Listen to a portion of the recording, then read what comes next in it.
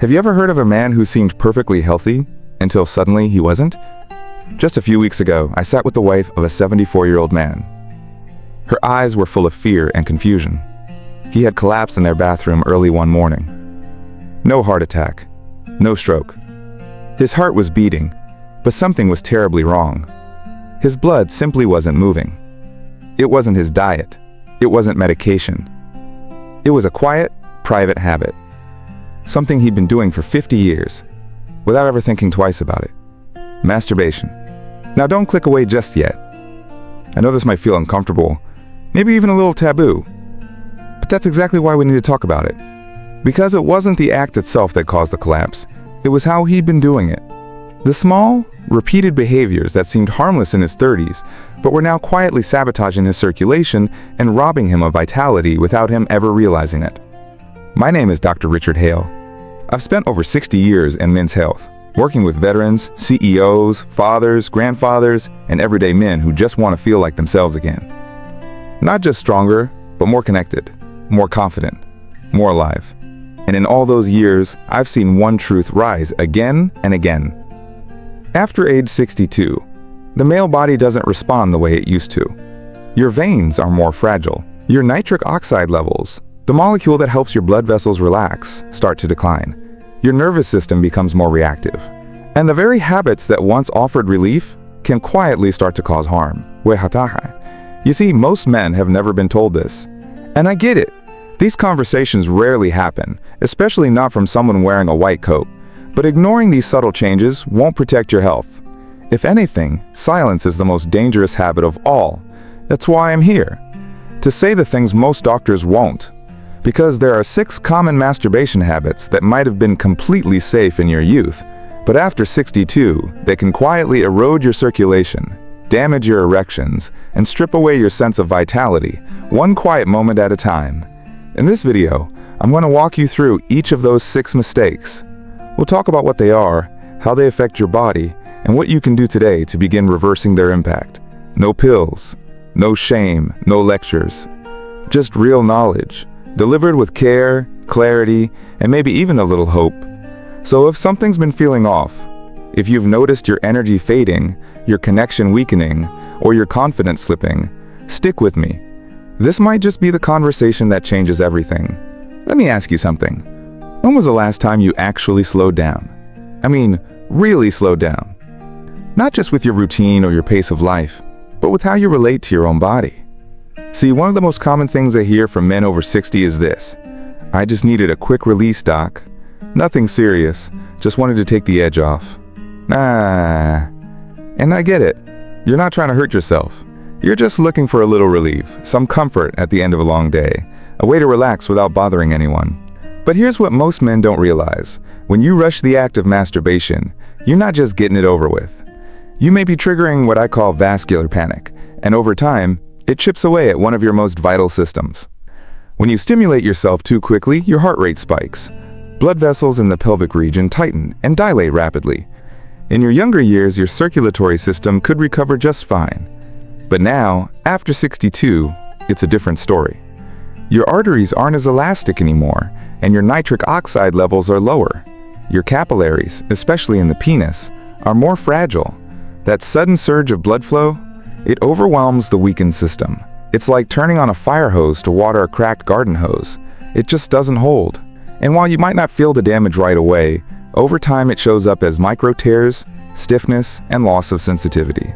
You may start noticing slower erections, less warmth, less response during intimacy. And the worst part, you might begin to feel like something's wrong with you. But it's not age, it's not failure. It's the result of chronic overexertion and a part of your body that desperately needs care, not chaos. Rushed masturbation sends the wrong signals to your nervous system.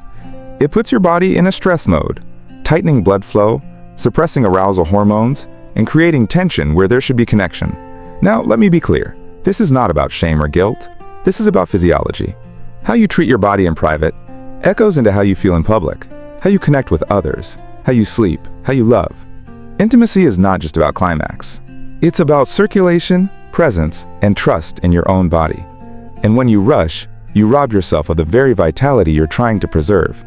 So if this sounds familiar, If you've been rushing through out of habit, guilt, or boredom, I encourage you to pause, slow down. Your body's not broken. It just needs a different kind of attention now. In the next section, we're going to talk about something even more subtle, but just as damaging. And it all begins with something as simple as your breath. Let me ask you something that might surprise you. When was the last time you noticed your breath during a private moment? Most men don't.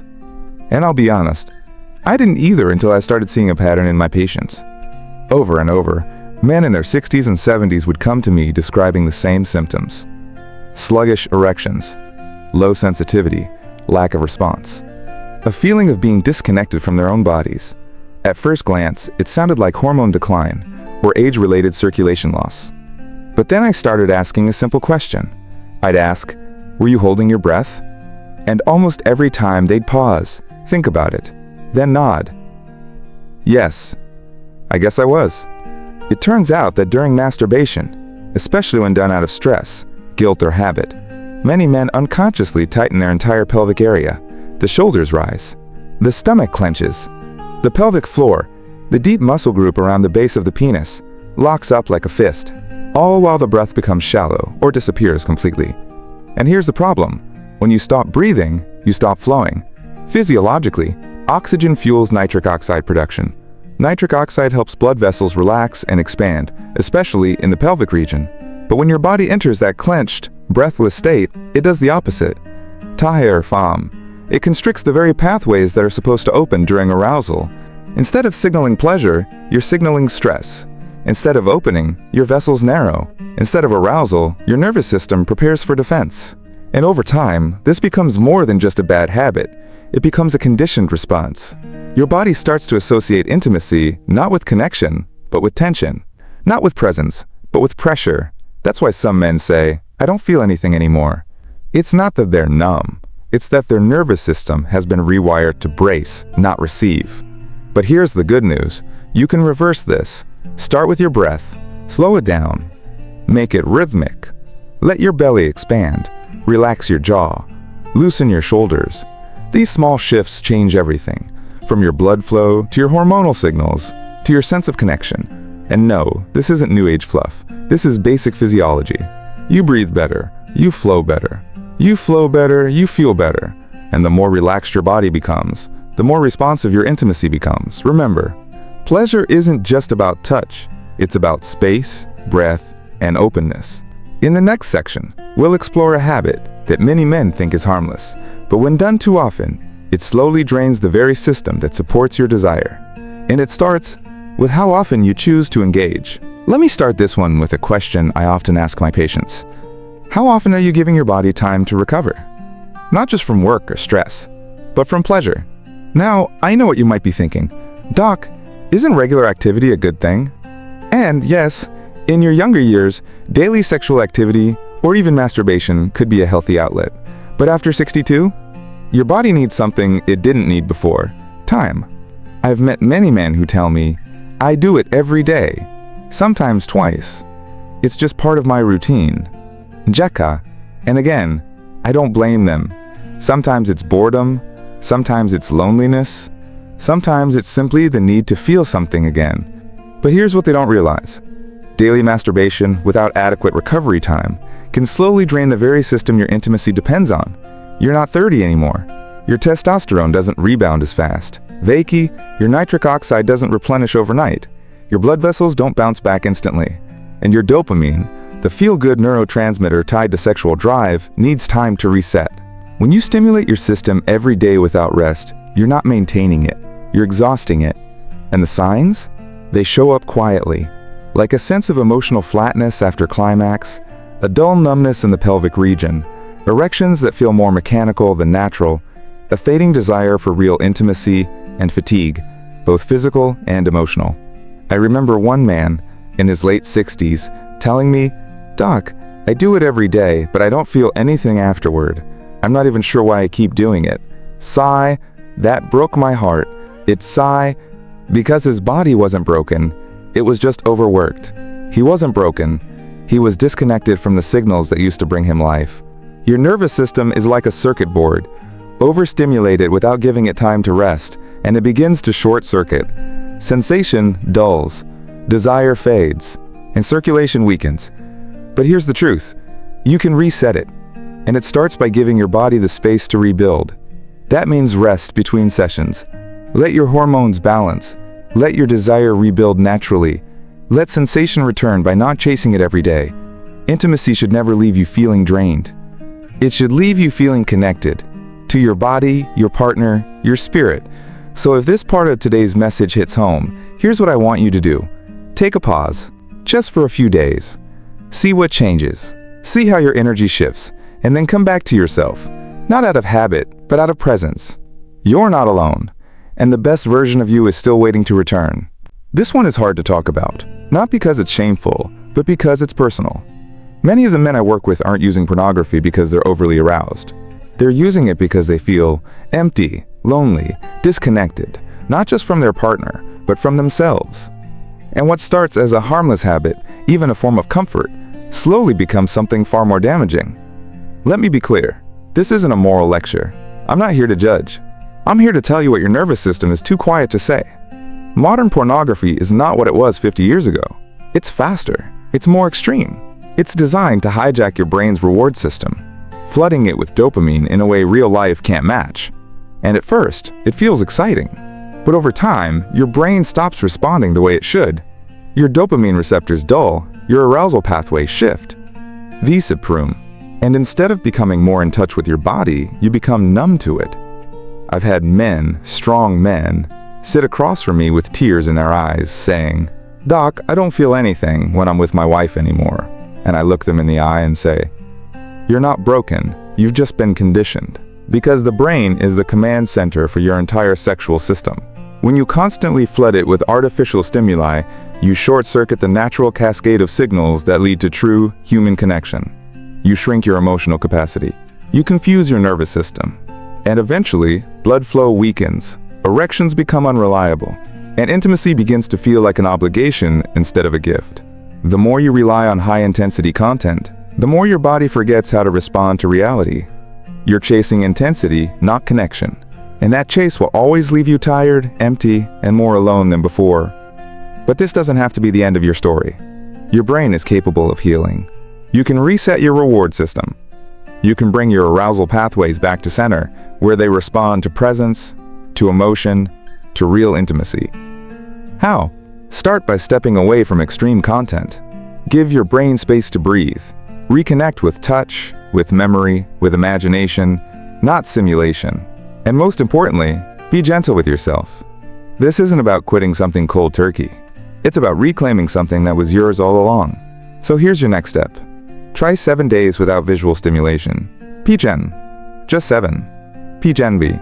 And during those 7 days, notice what shifts. Notice how your body begins to remember. If it's hard, good. That means your system is waking up. And when you're ready, drop a comment below that says, "Coming back to real." Let me know you're with me, because this journey isn't about perfection. It's about coming back to yourself. Let me tell you something I've learned after 6 decades of listening to men open up. Loneliness doesn't always look like being alone. Sometimes it hides behind a marriage. Sometimes it hides in a smile. And sometimes it hides in the quiet moments when a man reaches for his body, not out of connection, but out of habit or escape. Emotional isolation is one of the most overlooked saboteurs of a man's vitality after 60, and it shows up in how we touch ourselves. Most men were never taught that how you engage with your body matters just as much as what you do. Touch that's rushed, mechanical, or numb tells your nervous system, this is just release. This isn't worth feeling. And over time, your body believes it. You begin to lose that spark, not just physically, but emotionally. Intimacy feels flat. Closeness becomes rare. You start to wonder, what's wrong with me? Let me be clear. There's nothing wrong with you. What's wrong is how society taught you to ignore your own emotional needs. Because the truth is, your body is listening every single time. When you disconnect from your emotions, your body disconnects from arousal. Your brain stops sending signals to open blood vessels. Your hormones don't engage. Your senses dull. And that's when touch becomes hollow. But it doesn't have to stay that way. You can bring meaning back to your private moments by slowing down, staying present, and reconnecting with the why, not just the what. Why are you doing this? To feel? To connect? to express something deeper, or just to silence discomfort. The body can tell the difference. When you shift from mechanical to mindful, everything changes. Blood flow improves, sensitivity returns, and, most importantly, your sense of self begins to reawaken. This is where real healing begins, not in pills or procedures, but in presence. So, if you've been feeling disconnected, let this be your invitation. Start treating yourself the way you wish others would treat you, with care, attention, and dignity. Touch your body not out of boredom or guilt, but out of respect. Breathe deeply, recall warmth, be gentle, let yourself feel again, not just physically, but emotionally. And if this resonates with you, I want you to write in the comments, reconnecting, because that's exactly what this journey is about. Not fixing something broken, but returning to something real. You're not alone, you're not too old, you're not beyond repair. All you need is to remember how to feel again. Here's a truth most men don't hear often enough. Your body is not a machine. It's not meant to push through, power on, or perform endlessly, especially not after 62. Over the years, I've seen so many good men, strong, capable, disciplined, who treat their bodies with the same expectations they had in their 30s.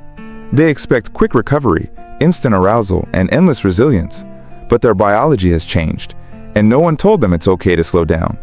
If you've ever thought, I just need to push through this tiredness, or it's just stress, I'll be fine tomorrow, you're not alone. But let me ask you something. What if those signals, fatigue, numbness, lack of desire, aren't weaknesses? What if they're your body asking for a different kind of strength?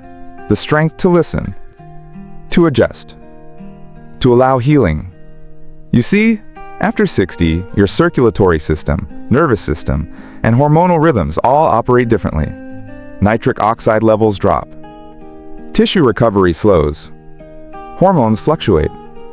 That means even the most natural things, like arousal, touch, and climax, take more energy and need more recovery time than before. But most men don't give themselves that time. They keep pushing, keep stimulating, hoping it'll come back. But what actually happens is this. The body starts to shut down in subtle ways. Blood flow decreases, sensation dulls, emotional presence fades, ease in, and intimacy, something that once felt vibrant, begins to feel like a task. I've spoken with men who say, "Doc, it's like I'm going through the motions. I don't feel much anymore." And I always say, that's your body waving a white flag. It's not quitting, it's asking for help. Ignoring recovery is like trying to run a marathon on an injured knee. You might make it a few more miles, but the damage builds. And the cost isn't just physical. It's emotional, psychological, relational. But here's the good news. Recovery is not passive. It's powerful. Rest is not the absence of action. It's the foundation for performance. When you allow your body time to rebuild, between moments of intimacy, stimulation, or stress, you give it the chance to recalibrate. Your hormones rebalance, your circulation improves, and your confidence begins to return. So here's my invitation to you. Begin honoring your recovery cycles, not as a limitation, but as a strategy for long-term vitality. If you've been feeling off, don't just power through. Pause, reflect, reset. Give your body the space to speak, and yourself the courage to listen. And if this resonates with you, drop a comment below that says, "Listening now." Because real healing begins, not with more effort, but with deeper awareness. If you've made it this far, I want to say something to you. Not as a doctor, but as someone who deeply respects the quiet battles you fight every day. You're still here. You still care. You're still searching. That alone says more about your strength than any medical test ever could. Over the last several videos, we've talked about 6 silent habits. Things that seem harmless, even normal, but quietly erode circulation, sensitivity, confidence, and connection in men over 62. Let me remind you what they are. Rushing the act, holding your breath, masturbating daily without rest, overusing pornography, disconnecting emotionally, ignoring your body's signals. Now I want to ask you something. What if this isn't the end of the story? What if these patterns, deeply rooted as they may be, could be reversed? What if the body you thought was slipping away was actually waiting for you to notice it again? Because here's what I've seen after 60 years of working with men. The body remembers. The nervous system can be retrained. Blood flow can be restored. Desire can return. Intimacy can come alive again. Not just in the bedroom, but in how you speak, how you feel, and how you love. But none of that can happen until you decide. You don't have to be perfect. You don't have to fix everything overnight. All you need to do is decide to start. Start by slowing down. Start by breathing deeper. Start by resting when your body asks for it. Start by replacing mechanical habits with mindful connection. Because this journey isn't about sex. It's about circulation, awareness, dignity, connection. It's about rewriting the story of your manhood, not as a slow decline, but as a second chapter filled with presence and purpose. So here's what I want you to do. Choose one small change today. Just one. Maybe it's stepping away from high-intensity stimulation. Maybe it's pausing before you act. Maybe it's simply placing a hand on your chest and asking, what do I really need right now? And if this message has touched something in you, even just one part that made you feel seen, then take a moment to say it. I'm starting. That's all. Just those 2 words. Because when you say it out loud, you give your body permission to begin healing. You're not too old. You haven't gone too far. And no, you are not alone. You are still here. You are still standing. And this next chapter, it's yours to write. If this message resonated with you, be sure to subscribe and turn on the bell. I'll be sharing more honest, life-changing tips made just for men like you, so you can protect your health, reignite your confidence, and truly feel alive again. Stay strong and stay curious.